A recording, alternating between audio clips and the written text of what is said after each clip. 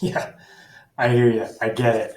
Don't worry though. We've got a wonderful new program that's going to help with that. I bet you've probably run into this several times over the last few months. They're difficult to deal with. It's hard to explain them to the client. And what are your options for getting around it? This program is a beautiful program that's going to tell you exactly how to get around an appraisal gap, still fulfill the seller's requests, and actually potentially save your client a little bit of money here and there. I'm going to close my screen so you can, or my video so you can see the full screen here. For this example, we're going to use a $550,000 purchase price with a 15% down payment. We're also going to do two comparisons with two different appraisal gaps, one of $25,000 and another with $50,000.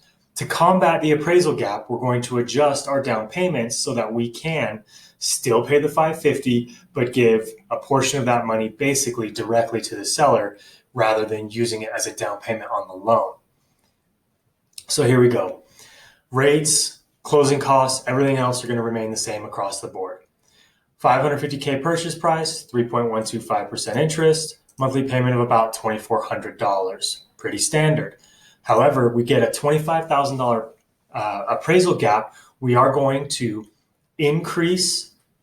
we're going to basically decrease the original purchase price.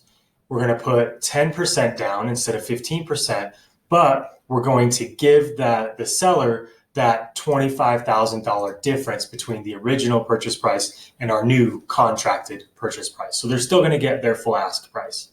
Okay. Our loan amount is going to be slightly higher.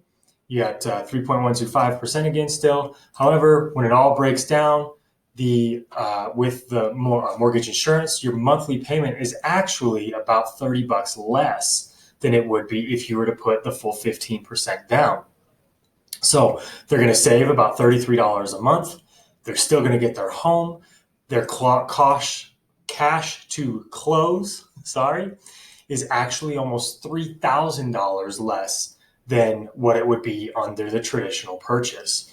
So they're not putting quite as much money down as far as the actual down payment toward the loan, but their total out of pocket is actually $3,000 less than what it would have been in the original situation. Now, if we have a $50,000 appraisal gap, same thing. We're going to reduce the down payment officially by another 5%. So we're going to go with a 5% down loan. We're going to increase the loan amount to $475. We're going to decrease the purchase price to $500. We're going to take the cash to close, the $50,000 gap, and apply that directly to the seller. So it's not going to show up on the loan. Their cash to close, again, still goes down by a couple $1,000s. Their payment, again, still goes down by $22. So they actually get the house they want. The seller gets the purchase price they want. The buyer is going to save $20 to $30 a month overall. And in 15 years, that's what this graph over here is, the overall cost of the loan is actually just slightly less depending on which one you go. The 10% is going to be the best one to go. You're actually going to save about $4,000 in interest than you would have if you would have put the 15% down. So this program is really amazing. It helps clients understand the hard numbers. It gives them options. Don't lose another offer to an appraisal gap. Reach out to me. Let me set one of these up, customized to your client so that we can show them exactly what they're trying to do. Thank you so much. I look forward to talking to you soon.